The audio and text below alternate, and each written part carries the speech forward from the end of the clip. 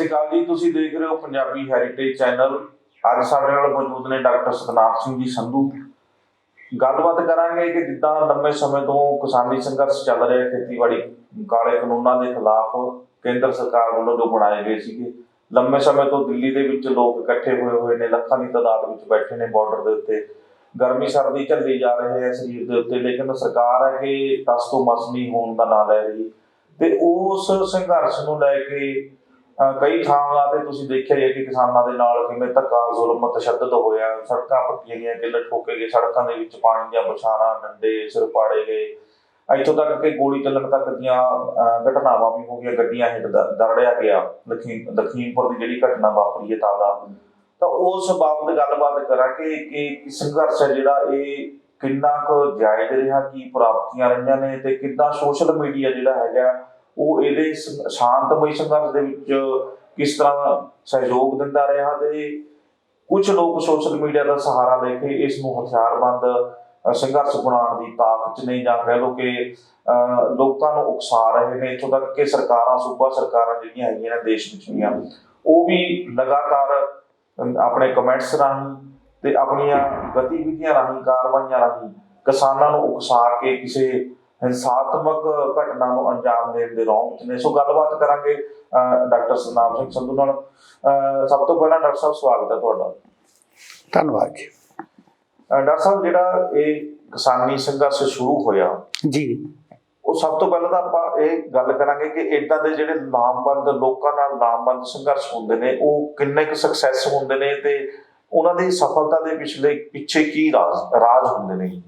ਦੇਖੋ, ਸਭ ਤੋਂ ਪਹਿਲੀ ਗੱਲ ਹੁੰਦੀ ਹੈ, ਭਾਵੇਂ ਉਹ ਸੰਘਰਸ਼ ਹੋਵੇ ਜਾਂ ਕੋਈ ਵੀ ਕਿਸੇ ਮੁੱਦੇ ਨੂੰ ਲੈ ਕੇ ਚੱਲਣਾ ਹੋਵੇ, ਉਹਦੀ ਪਲੈਨਿੰਗ ਦੀ ਗੱਲ ਹੁੰਦੀ ਹੈ। ਜਿਹੜਾ ਕਿਸਾਨੀ ਸੰਘਰਸ਼ ਹੈ, ਇਹ ਆਪਾਂ ਸਿੱਧੇ ਤੌਰ ਤੇ ਕਹਿ ਸਕਦੇ ਹਾਂ ਕਿ ਵੈਲ ਪਲਾਨਡ ਹੈ। ਪਹਿਲਾਂ ਵੱਖ-ਵੱਖ ਜਥੇਬੰਦੀਆਂ ਨੇ ਇੱਕ ਦੂਸਰੇ ਨਾਲ ਰਾਬਤਾ ਕਾਇਮ ਕੀਤਾ। ਉਸ ਤੋਂ ਬਾਅਦ ਉਹਨਾਂ ਨੇ ਆਪਣਾ ਕਾਡਰ, ਜਿਨ੍ਹਾਂ ਨੂੰ ਅਸੀਂ ਕਿਸਾਨ ਵੀ ਕਹਿ ਸਕਦੇ ਹਾਂ, ਉਹਨਾਂ ਨਾਲ ਗੱਲ ਕੀਤੀ। ਫਿਰ ਹਮ ਖਿਆਲੀ ਜਿਹੜੇ ਜਥੇਬੰਦੀਆਂ ਸੀ, ਉਹਨਾਂ ਰਾਹੀਂ ਲੋਕਾਂ ਦੇ ਵਿੱਚ ਪ੍ਰਚਾਰ ਤੇ ਪ੍ਰਸਾਰ ਕੀਤਾ। ਅਖੀਰ ਦੇ ਵਿੱਚ ਅਸੀਂ ਜਦੋਂ ਦੇਖਦੇ ਹਾਂ ਕਿ ਜਿਵੇਂ ਜਿਵੇਂ ਸੰਘਰਸ਼ ਹੈ ਜਿਹੜਾ ਤਿੱਖਾ ਹੁੰਦਾ ਗਿਆ, ਕਾਨੂੰਨਾਂ ਬਾਰੇ ਗੱਲਬਾਤ ਸ਼ੁਰੂ ਹੁੰਦੀ ਗਈ। ਨਾਲ ਹੀ ਨਾਲ ਅਸੀਂ ਸਾਰੇ ਚੰਗੀ ਤਰ੍ਹਾਂ ਜਾਣਦੇ ਹਾਂ ਕਿ ਜਿਹੜੀਆਂ ਵੱਖ-ਵੱਖ ਖਿਆਲਾਂ ਦੀਆਂ ਜਥੇਬੰਦੀਆਂ ਸੀ, ਇਸ ਸੰਘਰਸ਼ ਦੇ ਵਿੱਚ ਹੁਣ ਖੱਬੇ ਪੱਖੀ ਜਥੇਬੰਦੀਆਂ, ਸੱਜੇ ਪੱਖੀ ਜਥੇਬੰਦੀਆਂ, ਜਾਂ ਜੇ ਧਰਮ ਦੇ ਆਧਾਰ ਤੇ ਗੱਲ ਕਰੀਏ ਤਾਂ ਹਿੰਦੂ ਸੰਗਠਨ ਵੀ ਹੈ, ਸਿੱਖ ਸੰਗਠਨ ਵੀ ਹੈ, ਮੁਸਲਮਾਨ ਸੰਗਠਨ ਵੀ ਹੈ। ਤਾਂ ਅਸੀਂ ਇਹ ਕਹਿ ਸਕਦੇ ਹਾਂ ਕਿ ਇਹ ਸੰਘਰਸ਼ ਹੈ ਜਿਹੜਾ ਇਹ ਪ੍ਰੋਪਰ ਤਰੀਕੇ ਨਾਲ ਲਾਮਬੰਦ ਕਰਕੇ ਜਦੋਂ ਇੱਥੋਂ ਕਿਸਾਨ ਤੁਰਨ ਲੱਗੇ ਤਾਂ ਬਹੁਤੇ ਕਿਸਾਨਾਂ ਨੇ ਕਿਹਾ ਕਿ ਅਸੀਂ 6 ਮਹੀਨਿਆਂ ਦਾ ਰਾਸ਼ਨ ਨਾਲ ਲੈ ਕੇ ਚੱਲੇ ਹਾਂ, ਟਰਾਲੀਆਂ ਨੂੰ ਟੈਂਟ ਬਣਾ ਕੇ ਤੁਰੇ। ਤਾਂ ਆਮ ਬੰਦੇ ਦੇਖਦੇ ਸੀ ਕਿ ਜਿਹੜਾ ਸੰਘਰਸ਼ ਹੁੰਦਾ ਉਹ 2-4 ਦਿਨਾਂ ਦਾ ਹੁੰਦਾ ਹੈ, ਕਿਸਾਨ ਕੀ ਕਰ ਰਹੇ ਹੈ। ਇਹਦਾ ਮਤਲਬ ਇਹ ਹੈ ਕਿ ਜਦੋਂ ਕਿਸਾਨ ਤੁਰੇ ਸੀ, ਉਹਨਾਂ ਨੂੰ ਦੋ ਗੱਲਾਂ ਬਾਰੇ ਬਿਲਕੁਲ ਚੰਗੀ ਤਰ੍ਹਾਂ ਪਤਾ ਸੀ। ਪਹਿਲਾ ਇਹ ਕਿ ਸਰਕਾਰ ਦੀ ਹੱਠਧਰਮੀ ਹੋਵੇਗੀ, ਜਿਹੜੇ ਕਾਨੂੰਨ ਪਾਸ ਕੀਤੇ ਉਹ ਜਲਦੀ ਵਾਪਸ ਹੋਣ ਵਾਲੇ ਨਹੀਂ, ਨੰਬਰ 1। ਤੇ ਨੰਬਰ 2 ਤੇ ਕਿਸਾਨਾਂ ਨੂੰ ਇਹ ਪਤਾ ਸੀ ਕਿ ਸਾਨੂੰ ਲੰਮਾ ਸੰਘਰਸ਼ ਕਰਨਾ ਪਊਗਾ। ਉਹਦੇ ਲਈ ਉਹ ਬਕਾਇਦਾ ਰੂਪ ਦੇ ਵਿੱਚ ਤਿਆਰੀ ਕਰਕੇ ਗਏ ਆ। ਤੇ ਹੁਣ ਜੇ 1 ਸਾਲ ਤੋਂ ਸੰਘਰਸ਼ ਚੱਲ ਰਿਹਾ ਹੈ ਤਾਂ ਇਹ ਆਪਣੇ ਆਪ 'ਚ ਮੇਰਾ ਖਿਆਲ ਹੈ ਕਿ ਇਤਿਹਾਸ ਦੇ ਵਿੱਚ ਰਿਕਾਰਡ ਵਾਲੀ ਗੱਲ ਹੈ ਕਿ ਸ਼ਾਂਤਮਈ ਤਰੀਕੇ ਨਾਲ ਇੰਨਾ ਲੰਬਾ ਸੰਘਰਸ਼ ਜਿਹੜਾ ਉਹ ਲਗਾਤਾਰ ਤੁਰਿਆ ਜਾ ਰਿਹਾ ਹੈ। ਇਸ ਕਰਕੇ ਆਪਾਂ ਇਹ ਕਹਿ ਸਕਦੇ ਹਾਂ ਕਿ ਪੂਰਨ ਤਿਆਰੀ ਨਾਲ ਸ਼ੁਰੂ ਕੀਤਾ ਹੋਇਆ।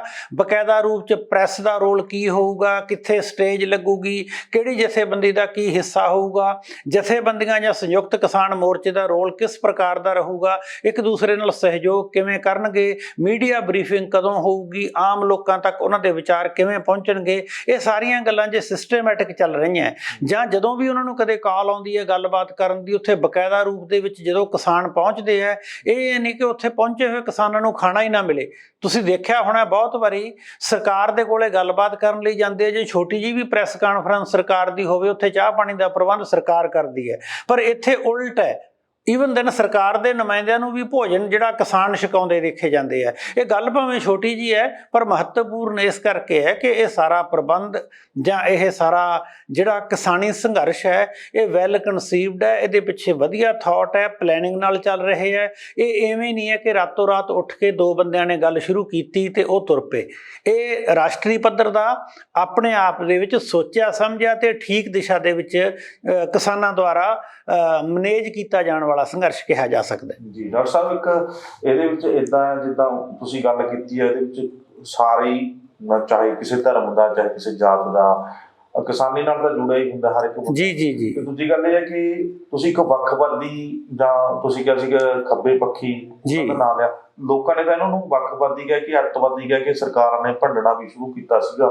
ਪਰ ਕੀ ਜਦੋਂ ਲੋਕ ਹਿੱਤਾਂ ਦੇ ਲਈ ਲੜਿਆ ਜਾਂਦਾ ਹੈ, ਅੱਜ ਲੋਕ ਗੱਲਾਂ ਵੀ ਕਰਦੇ ਨੇ ਜਾਂ ਸਰਕਾਰਾਂ ਉਹਨਾਂ ਦੇ ਵਿੱਚ ਇਹ ਗੱਲ ਫੈਲਾਉਂਦੀਆਂ ਨੇ ਕਿ ਅੱਤਵਾਦੀ ਨੇ ਜਾਂ ਕਿਸੇ ਖੱਬੇ ਪੱਖੀ ਪਾਰਟੀ ਨਾਲ, ਕਾਮਰੇਡਾਂ ਨਾਲ ਜਾਂ ਨਕਸਲਵਾਦੀਆਂ ਨਾਲ ਜੁੜੇ ਹੁੰਦੇ ਨੇ। ਜਦੋਂ ਲੋਕ ਹਿੱਤ ਲਈ ਜੁੜਿਆ ਜਾਂਦਾ ਹੈ ਤਾਂ ਕੀ ਇਹ ਦੇਖਣਾ ਵਾਜਬ ਹੁੰਦਾ ਜਾਂ ਇਹਦੇ ਕੀ ਕਾਰਨ ਹੁੰਦੇ ਨੇ ਪਿੱਛੇ, ਕਿ ਇਸ ਤਰ੍ਹਾਂ ਦੀਆਂ ਜਿਹੜੀਆਂ ਜਥੇਬੰਦੀਆਂ ਹੁੰਦੀਆਂ ਨੇ ਉਹਨਾਂ ਨਾਲ ਨਾਂ ਜੋੜ ਕੇ ਬਦਨਾਮ ਕਰਨ ਦੀ ਕੋਸ਼ਿਸ਼ ਕੀਤੀ ਜਾਂਦੀ ਹੈ? ਬਹੁਤ ਮਹੱਤਵਪੂਰਨ ਤੁਹਾਡੀ ਗੱਲ ਹੈ। ਤੁਸੀਂ ਜੇ ਇਹਨੂੰ ਸਮਝਣਾ ਹੋਵੇ ਤਾਂ ਸਾਡੇ ਕੋਲੇ ਇਤਿਹਾਸ ਦੇ ਵਿੱਚ ਇਹਦੀਆਂ ਬਹੁਤ ਵਧੀਆ ਉਦਾਹਰਨਾਂ ਪਈਆਂ। ਜਦੋਂ ਈਸਟ ਇੰਡੀਆ ਕੰਪਨੀ ਹਿੰਦੁਸਤਾਨ ਦੇ ਵਿੱਚ ਆਈ ਤੇ ਬਾਅਦ ਦੇ ਵਿੱਚ ਉਹ ਬਰਤਾਨਵੀ ਰਾਜ ਦੇ ਵਿੱਚ ਬਦਲ ਕੇ ਹਿੰਦੁਸਤਾਨ ਤੇ ਉਹਨੇ ਕਬਜ਼ਾ ਕਰ ਲਿਆ, ਤਾਂ ਉਸ ਸਮੇਂ ਪੂਰੇ ਭਾਰਤ ਦੇ ਵਿੱਚ ਆਜ਼ਾਦੀ ਦੀਆਂ ਲਹਿਰਾਂ ਚੱਲੀਆਂ। ਦੇਸ਼ ਨੂੰ ਆਜ਼ਾਦ ਕਰਵਾਉਣ ਵਾਸਤੇ ਜਿਹੜੀਆਂ ਲਹਿਰਾਂ ਚੱਲੀਆਂ ਸੀ, ਜੇ ਅਸੀਂ ਪੰਜਾਬ ਦੀ ਗੱਲ ਕਰੀਏ ਤਾਂ ਸ਼ਹੀਦ ਭਗਤ ਸਿੰਘ, ਕਰਤਾਰ ਸਿੰਘ ਸਰਾਭਾ ਵਗੈਰਾ ਜਿਹੜੇ ਗਰਮ ਖਿਆਲੀ ਨੌਜਵਾਨ ਸੀ, ਇੱਥੇ ਉਹ ਲਹਿਰ ਦੇ ਆਗੂ ਸੀ ਜਾਂ ਮੋਹਰੀ ਸੀ। ਇਸੇ ਤਰੀਕੇ ਨਾਲ ਜੇ ਅਸੀਂ ਆਜ਼ਾਦ ਹਿੰਦ ਫੌਜ ਦੀ ਬੰਗਾਲ ਦੀ ਗੱਲ ਕਰੀਏ ਤਾਂ ਸੁਭਾਸ਼ ਚੰਦਰ ਬੋਸ ਸੀ, ਗੁਜਰਾਤ ਦੀ ਗੱਲ ਕਰੀਏ ਤਾਂ ਮਹਾਤਮਾ ਗਾਂਧੀ ਸੀ। ਇਹਨਾਂ ਤਿੰਨਾਂ ਦੀ ਗੱਲ ਮੈਂ ਇਸ ਕਰਕੇ ਕਰ ਰਿਹਾ ਕਿ ਤਿੰਨਾਂ ਦਾ ਉਦੇਸ਼ ਇੱਕ ਸੀ, ਪਰੰਤੂ ਇਹਨਾਂ ਦੀ ਲੜਾਈ ਦਾ ਜਿਹੜਾ ਆਪਾਂ ਇਹ ਕਹਿ ਦਈਏ ਕਿ ਢੰਗ ਸੀ ਉਹ ਵੱਖੋ ਵੱਖਰਾ ਸੀ। ਕਿਤੇ ਅਹਿੰਸਾਵਾਦੀ ਸੀ, ਕਿਤੇ ਹਿੰਸਕ ਸੀ, ਕਿਤੇ ਫੌਜ ਲੈ ਕੇ ਸੁਭਾਸ਼ ਚੰਦਰ ਬੋਸ ਇਹ ਕਹਿ ਰਿਹਾ ਸੀ ਕਿ ਮੈਂ ਬਾਹਰਲੇ ਮੁਲਕਾਂ ਦੀ ਵੀ ਸਹਾਇਤਾ ਲੈ ਸਕਦਾ। ਇਸੇ ਤਰੀਕੇ ਨਾਲ ਜਿਹੜਾ ਵਰਤਮਾਨ ਸੰਘਰਸ਼ ਹੈ, ਜੇ ਅਸੀਂ ਇਸ ਨੂੰ ਦੇਖੀਏ ਤਾਂ ਜਿਹੜੀਆਂ ਇਹਦੇ ਵਿੱਚ ਵੱਖ-ਵੱਖ ਜਥੇਬੰਦੀਆਂ ਪੰਜਾਬ ਨਾਲ ਸੰਬੰਧਿਤ ਤੇ ਪੰਜਾਬ ਤੋਂ ਬਾਹਰਲੀਆਂ ਜਥੇਬੰਦੀਆਂ, ਉਹਨਾਂ ਦੇ ਵਿੱਚ ਹਰ ਆਈਡੀਆਲੋਜੀ ਦੇ ਬੰਦੇ ਹੈ। ਕੁਝ ਉਹ ਹੈ ਜਿਹੜੇ ਨਿਰੋਲ ਤੌਰ ਤੇ ਭਾਰਤੀ ਕਿਸਾਨ ਯੂਨੀਅਨ ਦੇ ਬੈਨਰ ਥੱਲੇ ਇਸ ਸੰਘਰਸ਼ ਨਾਲ ਜੁੜੇ ਹੋਏ ਹੈ। ਕੁਝ ਉਹ ਵੀ ਹੈਗੇ ਹੈ ਜਿਹੜੀਆਂ ਖੱਬੇ ਪੱਖੀਆਂ ਜਥੇਬੰਦੀਆਂ ਦੇ ਨਾਲ ਜੁੜੇ ਹੋਏ ਹੈ। ਉਗਰਾਹਾਂ ਦੀ ਆਪਣੀ ਵਿਚਾਰਧਾਰਾ ਹੈ। ਇਸੇ ਤਰੀਕੇ ਨਾਲ ਜਿਹੜੇ ਵੱਖ-ਵੱਖ ਹੋਰ ਨੇਤਾ ਹੈ ਉਹ ਵੱਖੋ ਵੱਖਰੀਆਂ ਵਿਚਾਰਧਾਰਾਵਾਂ ਨਾਲ ਇਹਦੇ ਨਾਲ ਜੁੜੇ ਹੋਏ ਹੈ। ਮੈਨੂੰ ਇੱਥੋਂ ਤੱਕ ਵੀ ਪਤਾ ਕਿ ਕੁਝ ਖੱਬੇ ਪੱਖੀ ਜਥੇਬੰਦੀਆਂ ਵੀ ਹੈਗੀਆਂ।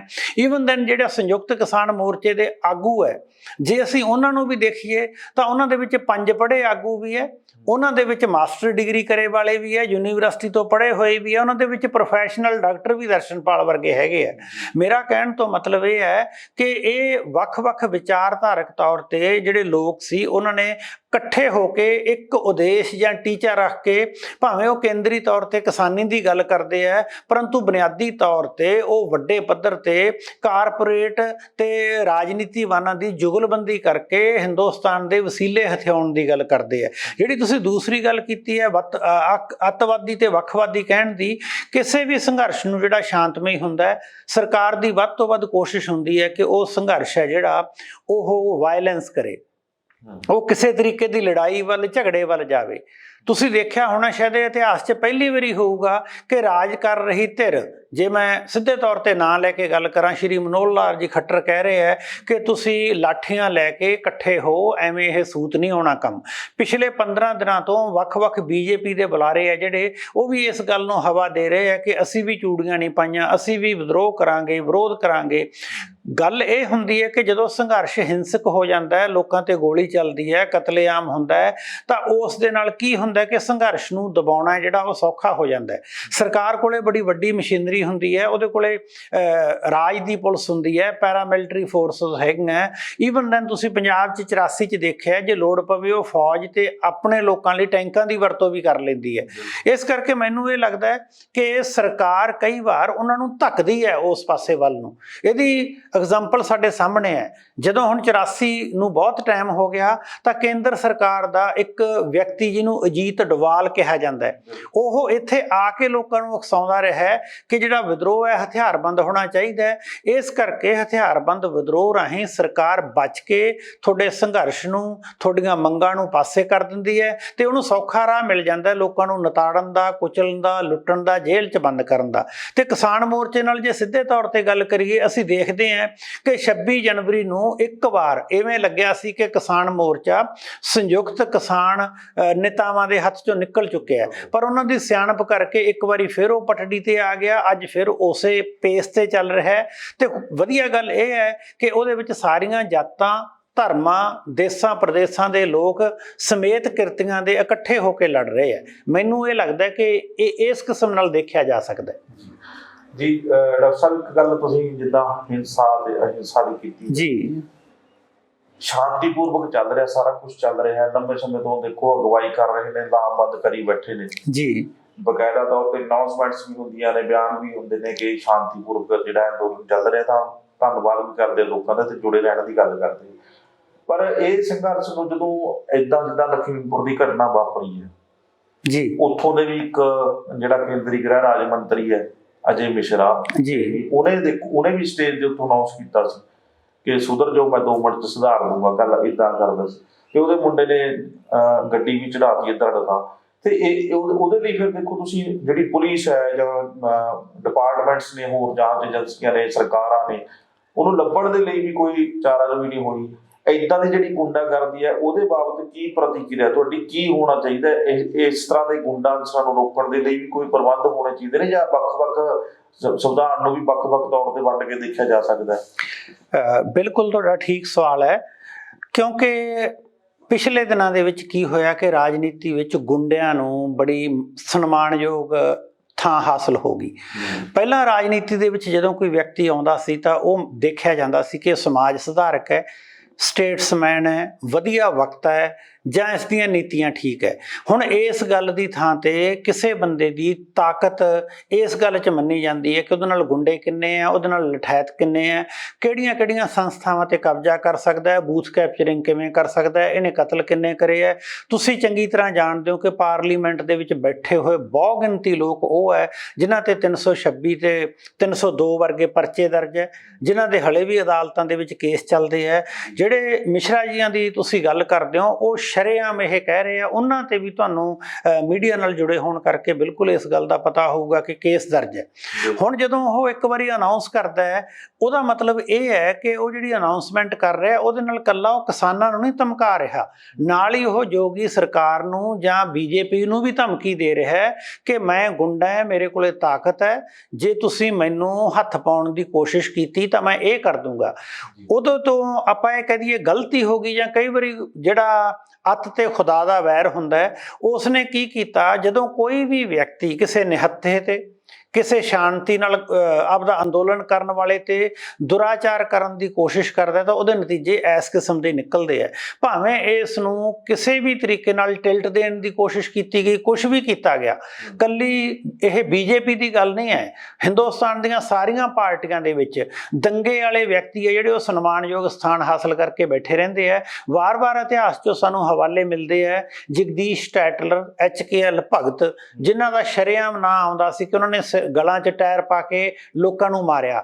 ਉਹਨਾਂ ਦੇ ਗਲੇ ਤੱਕ ਹੱਥ ਪਹੁੰਚਣ 'ਚ ਦੇਰੀ ਇਸ ਕਰਕੇ ਹੋਈ ਕਿ ਉਦੋਂ ਹਿੰਦੁਸਤਾਨ ਦੇ ਵਿੱਚ ਕਿਸਾਨ ਮੋਰਚੇ ਵਰਗੀ ਕੋਈ ਲਾਮਬੰਦ ਲਹਿਰ ਨਹੀਂ ਚੱਲ ਰਹੀ ਸੀ। ਜੇ ਹੁਣ 4 ਵਿਅਕਤੀਆਂ ਤੇ ਕਾਰ ਚੜਾਉਣ ਵੇਲੇ ਇੱਕ ਲਹਿਰ ਚੱਲ ਰਹੀ ਹੈ, ਤਾਂ ਹੁਣ ਵਰਤਮਾਨ ਸਰਕਾਰ ਭਾਵੇਂ ਰਾਜ ਦੀ ਹੋਵੇ ਭਾਵੇਂ ਕੇਂਦਰ ਦੀ, ਕਿਸਾਨਾਂ ਨੇ ਉਹਨਾਂ ਦੇ ਗਲ ਗੂਠਾ ਦਿੱਤਾ ਹੋਇਆ ਹੈ। ਰਾਜੇਵਾਲ ਜੀ ਬਿਆਨ ਦੇ ਰਹੇ ਸੀ ਕਿ ਸਾਨੂੰ ਲੜਨਾ ਵੀ ਆਉਂਦਾ ਹੈ ਤੇ ਆਪਣੀਆਂ ਮੰਗਾਂ ਮਨਵਾਉਣ ਲਈ ਗਰਦਨ ਤੇ ਗੋਡਾ ਰੱਖਣਾ ਵੀ ਆਉਂਦਾ ਹੈ। ਮੇਰਾ ਮਤਲਬ ਇਹ ਹੈ ਕਿ ਜਿਹੜੇ ਗੁੰਡੇ ਅਨਸਰ ਹੈ ਉਹਨਾਂ ਨੂੰ ਰਾਜ ਦੇ ਵਿੱਚ ਥਾਂ ਮਿਲੀ, ਉਹਨਾਂ ਨੂੰ ਗਨਮੈਨ ਮਿਲਦੇ ਹੈ, ਗਨਮੈਨਾਂ ਦੀ ਸਹਾਇਤਾ ਨਾਲ ਉਹ ਰਾਜ ਕਰਨ ਵਾਲੀ ਧਿਰ ਵਾਸਤੇ ਗੁੰਡੇ ਦੇ ਤੌਰ ਤੇ ਸਥਾਨ ਪੱਧਰਾ ਕਰਦੇ ਆ। ਜਿੱਥੇ ਵਿਦਰੋਹ ਹੁੰਦਾ ਹੈ, ਗੁੰਡਾਗਰਦੀ ਨਾਲ ਉਹਨੂੰ ਕੁਚਲਣ ਦੀ ਕੋਸ਼ਿਸ਼ ਕਰਦੇ ਆ। ਅਸੀਂ ਸਾਰੇ ਜਾਣਦੇ ਹਾਂ, ਈਵਨ ਦਨ ਪੰਜਾਬ ਦੀ ਰਾਜਨੀਤੀ ਦੇ ਵਿੱਚ ਵੀ ਕਿੰਨੇ ਬੰਦੇ ਜਿਨ੍ਹਾਂ ਨੇ ਬਲਾਤਕਾਰ ਕਰੇ ਹੈ, ਕਿੰਨੇ ਬੰਦੇ ਆ ਜਿਨ੍ਹਾਂ ਤੇ ਚੋਰੀ ਦੀਆਂ ਵਾਰਦਾਤਾਂ ਦਰਜ ਹੈ, ਕਿੰਨਿਆਂ ਤੇ ਧੋਖਾਧੜੀ ਦੀਆਂ ਵਾਰਦਾਤਾਂ ਦੇ ਵਿੱਚ ਉਹਨਾਂ ਦਾ ਨਾਂ ਆਉਂਦਾ ਹੈ। ਉਹ ਸਾਰੇ ਅੱਜ ਸਾਡੇ ਮੰਤਰੀ ਬਣੇ ਹੋਏ ਹੈ, ਸਾਡੇ ਜਿਹੜੇ ਰਾਸ਼ਟਰੀ ਝੰਡੇ ਤੋਂ ਸਲਾਮੀ ਲੈਂਦੇ ਆ, ਸਾਡੀਆਂ ਫੌਜਾਂ ਦੇ ਇਮਾਨਦਾਰ ਲੋਕ ਹੈ, ਸਾਡੀ ਆਰਮੀ ਦੇ ਲੋਕ ਉਹਨਾਂ ਨੂੰ ਸਲੂਟ ਕਰਦੇ ਆ। ਮੈਨੂੰ ਲੱਗਦਾ ਕਿ ਹੌਲੀ ਹੌਲੀ ਰਾਜਨੀਤੀ ਦਾ ਜਿਹੜਾ ਪੈਰਾਡਾਈਮ ਸ਼ਿਫਟ ਹੋ ਰਿਹਾ ਹੈ। ਆਉਣ ਵਾਲੇ ਸਮੇਂ ਦੇ ਵਿੱਚ ਜਿਹੜੇ ਗੁੰਡੇ ਬੰਦੇ ਜਿਨ੍ਹਾਂ ਨੇ ਉਸ ਕਿਸਮ ਦੀ ਘਟਨਾ ਕੀਤੀ ਹੈ, ਉਹਨਾਂ ਨੂੰ ਜ਼ਰੂਰ ਉਹਨਾਂ ਦਾ ਥਾਂ ਦਿਖਾਇਆ ਜਾਊਗਾ। ਦੂਸਰੀ ਗੱਲ ਜਿਹੜੀ ਤੁਸੀਂ ਕਰੀ ਸੀ ਕਿ ਲੋਕ ਇਹੋ ਜਿਹੇ ਬੰਦਿਆਂ ਨੂੰ ਦੇਖ ਕੇ ਹਿੰਸਕ ਹੋਣ ਦੀ ਕੋਸ਼ਿਸ਼ ਕਰਦੇ ਆ, ਮੈਨੂੰ ਲੱਗਦਾ ਵੀ ਇਹ ਉਹਨਾਂ ਦੀ ਨੀਤੀ ਦਾ ਹਿੱਸਾ ਹੈ। ਉਹ ਚਾਹੁੰਦੇ ਆ ਕਿ ਲੋਕਾਂ ਨੂੰ ਛੇੜਿਆ ਜਾਵੇ, ਛੇੜ ਕੇ ਉਹਨਾਂ ਤੋਂ ਭੜਕਾਟ ਦੇ ਵਿੱਚ ਬਾਕੀ ਬੰਦਿਆਂ ਨੂੰ, ਉਹਨਾਂ ਦੇ ਸਾਥੀਆਂ ਨਾਲ ਲੜਾਇਆ ਜਾਵੇ, ਮਰਵਾਇਆ ਜਾਵੇ, ਤਾਂ ਕਿ ਕਾਬੂ ਕਰਨ ਦੇ ਵਿੱਚ ਉਹਨਾਂ ਨੂੰ ਆਸਾਨੀ ਰਹੇ ਸਾਰੇ ਸੰਘਰਸ਼ ਨੂੰ। ਜੀ ਜੀ ਜੇ ਇੱਕ ਡਾਕਟਰ ਸਾਹਿਬ ਇਹ ਗੱਲ ਆਪਾਂ ਵਿਚਾਰ ਰਹੇ ਸੀਗੇ, ਜਿਹੜਾ ਸੰਘਰਸ਼ ਹੈ ਦੌਰ ਚੱਲੇ ਆ, ਜੀ ਗੱਲਬਾਤ ਦਾ ਵੀ ਚੱਲਿਆ, ਸ਼ਾਂਤੀਪੂਰਵਕ ਵੀ ਚੱਲਿਆ, ਸਰਕਾਰ ਨਾਲ 11 ਦੌਰ ਦੀ ਗੱਲ ਤਾਂ ਹੋ ਚੁੱਕੀ ਹੈ ਜੀ ਜਥੇਬੰਦੀਆਂ ਕੋਲ ਫਿਲਹਾਲ ਇੱਕ ਕਹਿ ਲਓ ਕਿ ਗੱਲਬਾਤ ਤੋਂ ਬਿਨਾਂ ਫਿਲਹਾਲ ਕੋਈ ਰਾਹ ਵੀ ਇੱਕ ਦੂਜਾ ਨਹੀਂ ਅਪਣਾਇਆ ਗਿਆ, ਜਾਂ ਉਹਨਾਂ ਕੋਲ ਦਿਸਦਾ ਵੀ ਕੋਈ ਰਾਹ ਨਹੀਂ। ਸੋਸ਼ਲ ਮੀਡੀਆ ਤੇ ਕਾਫੀ ਕੁਛ ਆਉਂਦਾ ਕਿ ਚੱਕ ਲਓ ਹਥਿਆਰਬੰਦ, ਇਹ ਸੰਘਰਸ਼ ਹੋਣਾ ਹਥਿਆਰਬੰਦ ਹੋਣਾ ਚਾਹੀਦਾ। ਪਰ ਕੀ ਲੱਗਦਾ ਕਿ ਹੁਣ ਅਗਲੇ ਦੌਰਾਂ ਦੀ ਜਿਹੜੀ ਗੱਲ ਹੈ, ਗੱਲਬਾਤ ਦੇ ਦੌਰਾਂ ਦੀ ਗੱਲ ਹੋਏਗੀ, ਚਰਚਾ ਹੋਏਗੀ? ਸੱਦਾ ਤਾਂ ਇੱਕ ਛੋਟਾ ਮੋਟਾ ਆਉਂਦਾ ਜਾਂਦਾ ਰਹਿ ਰਿਹਾ, ਲੱਗਦਾ ਕਿ ਸ਼ਾਇਦ ਪ੍ਰਧਾਨ ਮੰਤਰੀ ਨਰਿੰਦਰ ਮੋਦੀ ਵੀ ਗੱਲਬਾਤ ਕਰਨ, ਕਿਉਂਕਿ 2022 ਵੀ ਆ ਰਿਹਾ ਹੈ, ਸਟੇਟਸ ਦੀਆਂ ਚੋਣਾਂ ਆ ਰਹੀਆਂ ਨੇ, 24 ਵੀ ਨੇੜੇ ਆ ਰਹੇ ਆ। ਤੁਹਾਨੂੰ ਲੱਗਦਾ ਕਿ ਇਹ ਗੱਲਬਾਤ ਦਾ ਦੌਰ ਦੁਬਾਰਾ ਸ਼ੁਰੂ ਹੋਊਗਾ, ਜਾਂ ਇਹਦੇ ਤੇ ਕੋਈ ਸਾਰਥਕ ਸਿੱਟੇ ਨਿਕਲਣ ਦੀ ਆਸ ਹੈਗੀ ਹੈ? ਦੇਖੋ, ਆਪਾਂ ਜਾਣਦੇ ਹਾਂ ਕਿ ਕੋਈ ਵੀ ਮਸਲਾ ਹੋਵੇ, ਕੋਈ ਵੀ ਲੜਾਈ ਹੋਵੇ, ਉਸ ਦਾ ਅੰਤਮ ਹੱਲ ਤਾਂ ਗੱਲਬਾਤ ਨਾਲ ਹੀ ਨਿਕਲਦਾ ਹੈ। ਦੂਜੇ ਪਾਸੇ ਇਹ ਹੁੰਦੀ ਹੈ ਕਿ ਦੋਵੇਂ ਧਿਰਾਂ ਤਾਕਤ ਅਜਮਾਈ ਕਰਦੀਆਂ। ਜਿਹੜੀ ਸੱਤਾ ਦੇ ਵਿੱਚ ਬੈਠੀ ਹੋਈ ਧਿਰ ਹੈ, ਉਹਦੀ ਪਿੱਠ ਤੇ ਕਾਰਪੋਰੇਟ ਹੈ। ਜਿਹੜਾ ਕਾਰਪੋਰੇਟ ਉਹਨੂੰ ਕਹਿ ਰਿਹਾ ਕਿ ਤੁਸੀਂ ਆਪਣੇ ਪੈਰ ਪਿੱਛੇ ਨਹੀਂ ਮੋੜਨੇ, ਤੁਹਾਡੀ ਪਿੱਠ ਤੇ ਅਸੀਂ ਖੜੇ ਹਾਂ। ਉਹਨਾਂ ਨੂੰ ਇਹ ਲੱਗਦਾ ਕਿ ਜੇ ਸਰਕਾਰ ਇੱਕ ਪੈਰ ਪਿੱਛੇ ਕਰਦੀ ਹੈ ਤਾਂ ਉਹਦੇ ਨਾਲ ਸਾਨੂੰ ਆਉਣ ਵਾਲੇ ਸਮੇਂ ਦੇ ਵਿੱਚ, ਭਵਿੱਖ ਦੇ ਵਿੱਚ ਵੱਡੀਆਂ ਚੁਣੌਤੀਆਂ ਦਾ ਸਾਹਮਣਾ ਕਰਨਾ ਪਊਗਾ। ਦੂਸਰੇ ਪਾਸੇ ਜਿਹੜੇ ਲੋਕ ਹੈ ਸਾਡੇ, ਉਹਨਾਂ ਲੋਕਾਂ ਨੂੰ ਵੀ ਆਪਣੀ ਤਾਕਤ ਤੇ ਸਮਰੱਥਾ ਦਾ ਪਤਾ ਹੁੰਦਾ ਹੈ। ਜੇ ਉਹਨਾਂ ਨੂੰ 1 ਸਾਲ ਤੱਕ ਉਹਨਾਂ ਦੀ ਬੈਕਗ੍ਰਾਉਂਡ ਤੋਂ ਤਾਕਤ ਮਿਲ ਰਹੀ ਹੈ ਤਾਂ ਫਿਲਹਾਲ ਹਾਲ ਦੀ ਘੜੀ ਇਹ ਹੈ, ਅੱਜ ਤੋਂ ਜਿਹੜੀ 2 ਮਹੀਨੇ ਪਹਿਲਾਂ ਪੋਜੀਸ਼ਨ ਸੀ, ਉਦੋਂ ਇਹ ਲੱਗਦਾ ਸੀ ਕਿ ਸਰਕਾਰ ਹੈ ਜਿਹੜੀ ਉਹ ਟਾਲ ਮਟੋਲ ਕਰ ਰਹੀ ਹੈ। ਵਾਰ-ਵਾਰ ਉਹ ਇਹ ਕਹਿ ਰਹੀ ਹੈ ਕਿ ਅਸੀਂ ਕਾਨੂੰਨਾਂ ਦੇ ਵਿੱਚ ਸੋਧ ਕਰ ਸਕਦੇ ਹਾਂ, ਵਾਪਸ ਲੈਣ ਦਾ ਸਵਾਲ ਹੀ ਪੈਦਾ ਨਹੀਂ ਹੁੰਦਾ। ਹੁਣ ਤਕਰੀਬਨ 1.5-2 ਮਹੀਨਿਆਂ ਤੋਂ ਜੇ ਸਰਕਾਰ ਚੁੱਪ ਹੈ ਤਾਂ ਹੁਣ ਮੈਨੂੰ ਇਹ ਲੱਗਦਾ ਹੈ ਕਿ ਉਹਨਾਂ ਨੂੰ ਚੰਗੀ ਤਰ੍ਹਾਂ ਸਮਝ ਆ ਗਈ ਕਿ ਇਸ ਤੋਂ ਘੱਟ ਜੋ ਕਿਸਾਨ ਕਹਿ ਰਹੇ ਆ ਗੱਲ ਬਣਨੀ ਨਹੀਂ ਹੈ। ਹੁਣ ਦੋਨੇ ਤਰ੍ਹਾਂ ਆਪਣੇ ਪਰ ਤੋਲ ਰਹੀਆਂ। ਸਰਕਾਰ ਨੇ ਜਿਹੜਾ ਰੁਖ ਅਖਤਿਆਰ ਕੀਤਾ, ਜੇ ਹਰਿਆਣਾ ਸਰਕਾਰ ਦੀ ਜਾਂ ਕੇਂਦਰ ਸਰਕਾਰ ਦੀ ਗੱਲ ਕਰੀਏ, ਉਹ ਸਾਰੇ ਸੰਘਰਸ਼ ਨੂੰ ਹਿੰਸਾ ਵੱਲ ਮੋੜਨਾ ਚਾਹੁੰਦੇ ਆ। ਕਿਸਾਨ ਹੈ ਜਿਹੜੇ ਉਹ ਸਾਰਾ ਜ਼ੋਰ ਲਾ ਕੇ ਅਹਿੰਸਾ ਵੱਲ, ਜਾਂ ਉਹ ਚਾਹੁੰਦੇ ਨਹੀਂ ਕਿ ਵਾਇਲੈਂਸ ਹੋਵੇ। ਦੂਸਰੀ ਗੱਲ ਹੈ ਜਿਹੜੀ ਸੋਸ਼ਲ ਮੀਡੀਆ ਤੇ ਕੀ ਹੋ ਰਿਹਾ, ਇੱਕ ਬੜਾ ਅਜੀਬ ਫਨੋਮਨ ਹੈ। ਜਿਹੜੇ ਬਹੁਤ ਸਾਰੇ ਬੰਦੇ ਬਾਹਰ ਬੈਠੇ ਹੋਏ ਆ, ਜਿਨ੍ਹਾਂ ਦਾ ਹਿੰਦੁਸਤਾਨ ਦੇ ਵਿੱਚ ਉਸ ਕਿਸਮ ਦਾ ਕੁਛ ਸਟੇਕ ਤੇ ਨਹੀਂ ਹੈ, ਜਿਨ੍ਹਾਂ ਨੇ 4 ਲਾਈਨਾਂ ਲਿਖ ਕੇ ਸਿਰਫ ਬਿਆਨ ਦੇਣਾ ਹੁੰਦਾ ਹੈ, ਉਹ ਵਿਅਕਤੀ ਬਾਹਰੋਂ ਬੈਠ ਕੇ ਕਰਦੇ ਆ ਕਿ ਗੰਡਾਸੇ ਚੱਕ ਲਓ, ਰਫਲਾਂ ਚੱਕ ਲਓ, ਬਦਲਾ ਲੈਣਾ, ਮਾਰ ਦੇਣਾ, ਹੁਣ ਸਾਨੂੰ ਹਥਿਆਰਬੰਦ ਵਿਦਰੋਹ ਕਰਨਾ ਪਊਗਾ। ਇਹ ਗੱਲਾਂ ਕਹਿਣ ਨੂੰ ਬੜੀਆਂ ਚੰਗੀਆਂ ਲੱਗਦੀਆਂ, ਜਦੋਂ ਲੜਾਈ ਦੇ ਮੈਦਾਨ 'ਚ ਜਾ ਕੇ ਲੜਨਾ ਪੈਂਦਾ ਬੜਾ ਮੁਸ਼ਕਲ ਹੁੰਦਾ ਹੈ। ਜਿਹੜੇ ਇਸ ਕਿਸਮ ਦੀਆਂ ਗੱਲਾਂ ਕਹਿਣ ਵਾਲੇ ਹੁੰਦੇ ਆ, ਉਹਨਾਂ ਨੂੰ ਇਸ ਗੱਲ ਦੀ ਜ਼ਿੰਮੇਵਾਰੀ ਦਾ ਅਹਿਸਾਸ ਨਹੀਂ ਹੈ ਕਿ ਜਿਹੜੇ ਹਜ਼ਾਰਾਂ ਕਿਸਾਨ ਬਾਰਡਰ ਤੇ ਬੈਠੇ ਹੈ, ਜਿਹੜਾ ਸੰਯੁਕਤ ਕਿਸਾਨ ਮੋਰਚਾ ਹੈ, ਉਹਨਾਂ ਸਾਰੇ ਵਿਅਕਤੀਆਂ ਦੀ ਜਾਨ ਮਾਲ ਦੀ ਜ਼ਿੰਮੇਵਾਰੀ ਉਹਨਾਂ ਦੀ ਬਣਦੀ ਹੈ। ਜੇ ਹਥਿਆਰਬੰਦ ਵਿਦਰੋਹ ਦੇ ਵਿੱਚ ਬਹੁਤ ਸਾਰੇ ਲੋਕ ਮਾਰੇ ਜਾਂਦੇ ਆ, ਵਾਇਲੈਂਸ ਹੁੰਦੀ ਹੈ, ਤਾਂ ਉਸ ਦਾ ਖਮਿਆਜਾ ਸੰਯੁਕਤ ਕਿਸਾਨ ਮੋਰਚੇ ਨੂੰ ਵੀ ਭੁਗਤਣਾ ਪਊਗਾ। ਦੂਸਰੀ ਗੱਲ ਇਹ ਹੈ ਕਿ ਸੰਯੁਕਤ ਕਿਸਾਨ ਮੋਰਚੇ ਦੇ ਪ੍ਰੈਸ਼ਰ ਦਾ ਇੱਕ ਹਿੱਸਾ ਜਿਹੜਾ ਉਹ ਬੰਗਾਲ ਦੇ ਇਲੈਕਸ਼ਨ ਦੇ ਵਿੱਚ ਦੇਖਣ ਨੂੰ ਮਿਲਿਆ। ਹੁਣ ਸ਼ਾਇਦ ਸਰਕਾਰ ਐਕਸਪੈਰੀਮੈਂਟ ਕਰ ਰਹੀ ਹੈ। ਮੈਨੂੰ ਲੱਗਦਾ ਕਿ ਯੂਪੀ ਦੀ ਇਲੈਕਸ਼ਨ ਦੇ ਵਿੱਚ ਫੈਸਲਾ ਹੋ ਜਾਣਾ।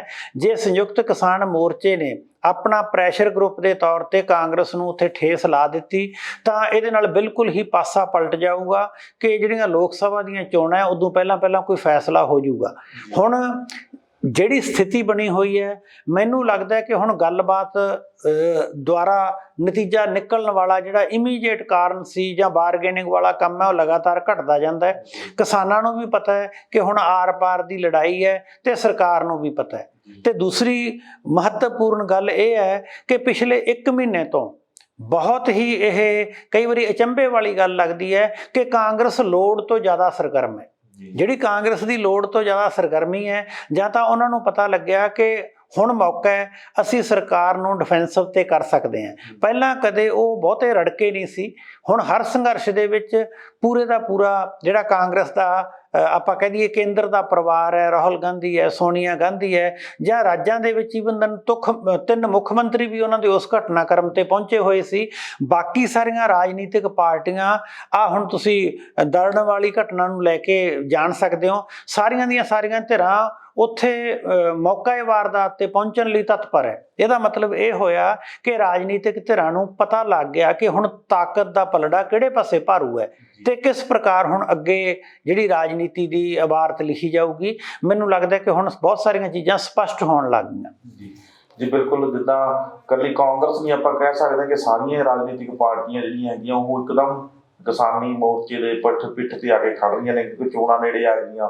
ਜਿਨ੍ਹਾਂ ਨੇ ਪਹਿਲਾਂ ਸਾਥ ਵੀ ਦਿੱਤਾ ਸੀ, ਜਾਂ ਜਿਵੇਂ ਅਕਾਲੀ ਦਲ ਦੀ ਗੱਲ ਕਰਦੇ ਪੰਜਾਬ ਦੇ ਵਿੱਚ, ਕਿ ਬਕਾਇਦਾ ਤੌਰ ਤੇ ਪ੍ਰੈਸ ਕਾਨਫਰੰਸ ਕੀਤੀਆਂ ਜਾਂ ਪ੍ਰੈਸ ਨੋਟ ਜਾਰੀ ਕੀਤੇ, ਵੀਡੀਓਗ੍ਰਾਫੀ ਬਣਾ ਕੇ ਸੋਸ਼ਲ ਮੀਡੀਆ ਤੇ ਜਾਂ ਟੀਵੀ ਤੇ ਇੱਥੇ ਚਲਾਈਆਂ ਕਿ ਕਿਸਾਨਾਂ ਲਈ ਬਹੁਤ ਫਾਇਦੇਮੰਦ ਨੇ, ਉਹ ਵੀ ਹੁਣ ਅਸਤੀਫੇ ਦੇ ਕੇ ਗੱਠਜੋੜ ਤੋੜ ਕੇ ਉਹ ਵੀ ਕਹਿੰਦੇ ਕਿ ਅਸੀਂ ਇਹਨਾਂ ਦਾ ਕਾਲੇ ਕਾਨੂੰਨਾਂ ਦਾ ਜਿਹੜਾ ਹੈਗਾ ਉਹ ਵਿਰੋਧ ਕਰਦੇ ਆ, ਕਿ ਇਹ ਕਿਸਾਨਾਂ ਦੇ ਪੱਖ 'ਚ ਨਹੀਂ ਹੈਗੇ।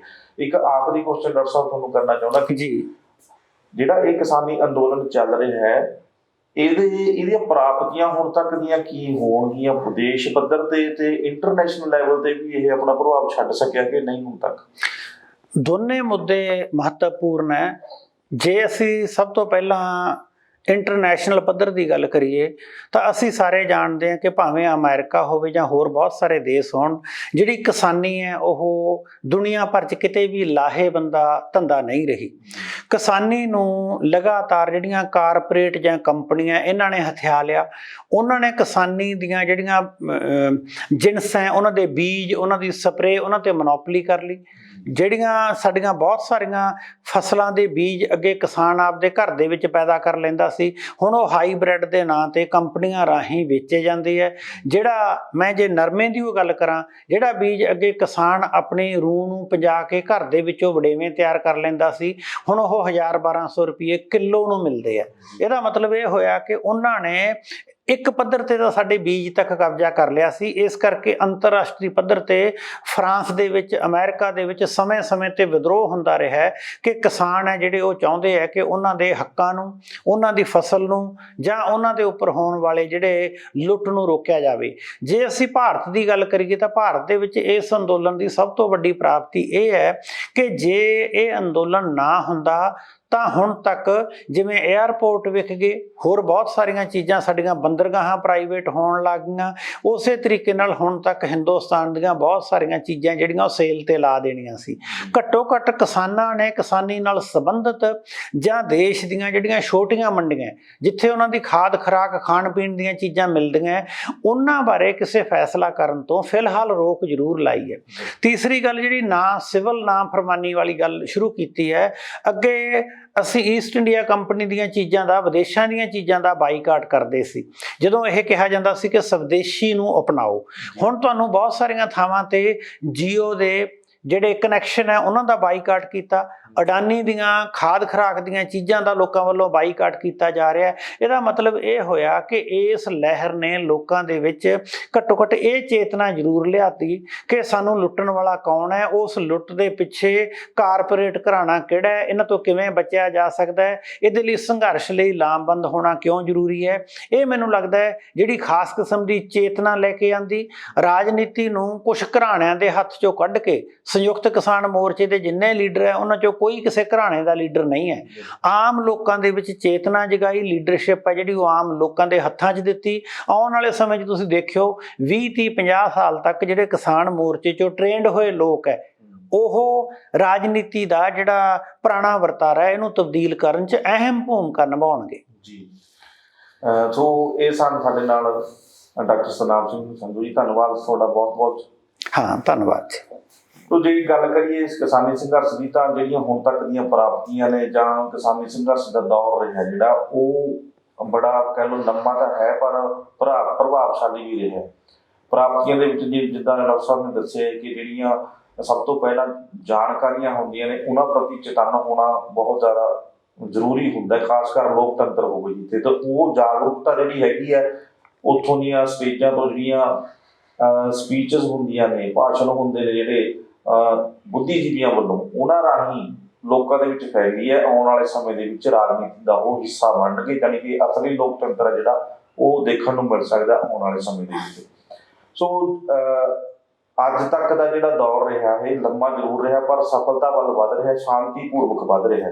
ਕੁਛ ਲੋਕ ਜਿਹੜਾ ਇਹਨੂੰ ਹਿੰਸਾਵਾਦੀ ਬਣਾਉਣ ਦੀਆਂ ਕੋਸ਼ਿਸ਼ਾਂ ਕਰਦੇ ਨੇ, ਸੋਸ਼ਲ ਮੀਡੀਆ ਦੇ ਉੱਤੇ ਆਉਂਦੇ ਨੇ, ਉਹਨਾਂ ਨੂੰ ਚਾਹੀਦਾ ਹੈ ਕਿ ਇਹ ਜਿਹੜਾ ਦੌਰ ਹੈਗਾ ਇਸ ਨੂੰ ਅਪਣਾ ਲੈਣ, ਸ਼ਾਂਤੀ ਵਾਲੇ ਦੌਰ ਨੂੰ, ਔਰ ਕਿਸਾਨੀ ਸੰਘਰਸ਼ ਦਾ ਸਾਥ ਦੇਣ, ਕਿਉਂਕਿ ਸਰਕਾਰ ਕੋਲ ਵੀ ਫਿਲਹਾਲ ਦੀ ਘੜੀ ਦੇ ਵਿੱਚ ਕੋਈ ਆਪਸ਼ਨ ਹੋਰ ਦਿਸ ਨਹੀਂ ਰਹੀ।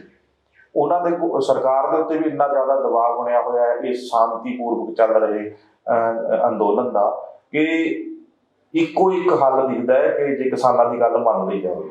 ਨਹੀਂ ਤਾਂ ਸਰਕਾਰ ਜਿਹੜੀ ਹੈਗੀ ਹੈ ਉਹ ਕਿਸੇ ਵੀ ਟਾਈਮ ਇਹ ਕਹਿ ਸਕਦੇ ਕਿ ਡਿੱਗ ਸਕਦੀ ਹੈ, ਜਿਵੇਂ ਵਰੁਣ ਗਾਂਧੀ ਵਗੈਰਾ ਨੂੰ ਕੱਢਣਾ ਹੀ ਪਿਆ, ਪਾਰਟੀ ਦੇ ਕਾਰਜਕਾਰਨੀ ਕਮੇਟੀ ਦੇ ਵਿੱਚੋਂ ਬਾਹਰ ਕਰ ਦਿੱਤਾ ਗਿਆ, ਬੋਲਣਾ ਸ਼ੁਰੂ ਹੋਏ ਆ। ਆਉਣ ਵਾਲੇ ਸਮੇਂ ਦੇ ਵਿੱਚ ਹੋਰ ਵੀ ਭਾਜਪਾ ਦੇ ਜਿਹੜੇ ਵੱਡੇ ਆਗੂ ਨੇ ਜਿਹੜੇ ਚੁੱਪ ਬੈਠੇ ਸੀਗੇ ਫਿਲਹਾਲ, ਉਹ ਸਮਾਂ ਦੇਖ ਰਹੇ ਸੀ ਕਿ ਕਦੋਂ ਆਉਣਾ, ਤੇ ਉਹ ਸ਼ਾਇਦ ਅੱਗੇ ਆ ਜਾਣ ਤੇ ਭਾਜਪਾ ਦੀ ਕੋਈ ਨਵੀਂ ਮੁਸੀਬਤ ਜਿਹੜੀ ਹੈਗੀ ਹੈ ਉਹ ਖੜੀ ਹੋ ਸਕੇ। ਸੋ ਮੈਨੂੰ ਦਿਓ ਇਜਾਜ਼ਤ, ਆਉਣ ਵਾਲੇ ਨੈਕਸਟ ਐਪੀਸੋਡ ਦੇ ਵਿੱਚ ਇਸੇ ਤਰ੍ਹਾਂ ਦਾ ਕੋਈ ਗੰਭੀਰ ਮੁੱਦਾ ਲੈ ਕੇ ਫਿਰ ਗੱਲਬਾਤ ਕਰਾਂਗੇ, ਤੁਹਾਡੇ ਰੂਬਰੂ ਹੋਵਾਂਗੇ। ਤਦ ਤੱਕ ਲਈ ਇਜਾਜ਼ਤ ਦਿਓ, ਧੰਨਵਾਦ।